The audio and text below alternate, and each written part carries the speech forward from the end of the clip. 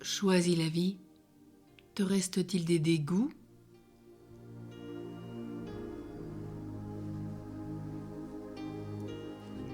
Certains ressentent du dégoût pour eux-mêmes. Ils posent sur eux le regard du serpent, de celui qui juge et qui accuse. Est-ce ton cas? Tu as peut-être du mépris pour tes échecs, certaines pensées ou pour certains actes de ta vie. Ils peuvent pourtant se transformer en saints repoussoirs. Quand tu dis par exemple « Jamais plus je ne boirai comme je l'ai fait »,« Jamais plus je ne me droguerai », cela t'incite à changer d'orientation. Il te reste peut-être des répulsions par rapport à ta vie passée, à ta sexualité débridée. Si tu les repositives, si tu as pris des décisions de changement, elles doivent disparaître. Quelles qu'aient été tes erreurs, si tu perçois dans ce temps, là où tu en es, aujourd'hui, ce matin, si tu vois l'enfant de lumière qui est en toi, l'enfant de Dieu, si tu retrouves tes dons, tes talents, tes charismes, si tu discernes en toi la création et toute l'œuvre de Dieu, alors tu ne connaîtras plus de dégoût, de goût amer dans la bouche. D'autres éprouvent de la répugnance pour des proches. Tu me dégoûtes. À la place de cette phrase terrible, accusatrice, dans laquelle il y a le rejet total de la personne, tu pourrais plutôt dire « Je vis mal ou tel est tel de tes comportements. Je comprends que, mais je préférais que. »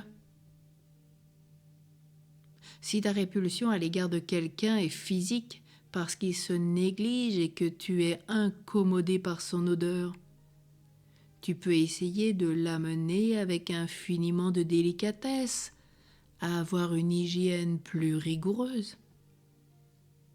Mais comment être écœuré par la personne elle-même?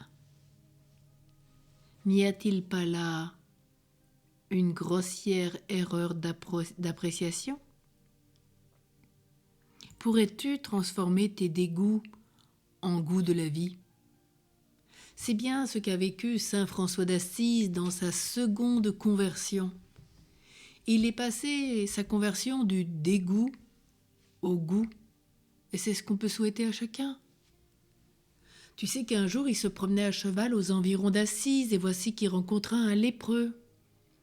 Et malgré son immense dégoût, l'horreur qu'il éprouvait, cette répugnance, il ne voulut ni transgresser l'ordre reçu, ni violer son serment, car il avait donné sa foi. Il sauta de cheval, s'approcha pour embrasser le malheureux. Celui-ci qui tendait la main pour une aumône reçut avec l'argent un baiser. François remonta en selle, mais il eut beau ensuite regarder de tous côtés. Aucun accident de terrain ne gênait pourtant la vue. Il ne vit plus le lépreux. Plein d'admiration et de joie, il renouvela peu après son geste. Il visita l'hôpital des lépreux, distribua de l'argent à chacun d'eux et leur baisa la main et la bouche. Voilà comment il préféra l'amertume à la douceur et vaillamment se prépara aux exigences qui allaient suivre. Quelle rencontre de François et de ce lépreux! Il y a parfois, comme dans cette situation, nous aussi, tant de différences et de distances. Nous sommes invités à quitter nos sécurités, peut-être notre statut social, notre pouvoir de dominer. Vivre ce geste de fraternité où la peur disparaît. Où touche cet homme impur pour être purifié même de ses peurs. Et François, en touchant le lépreux, en le baisant, se lève pour commencer une nouvelle vie. Et cette rencontre emporte une immense victoire sur lui-même, sur ses peurs. Il est passé du dégoût au goût. Cette attitude montre le chemin de sa maturité. Il prie, il discerne, il change et cela se voit.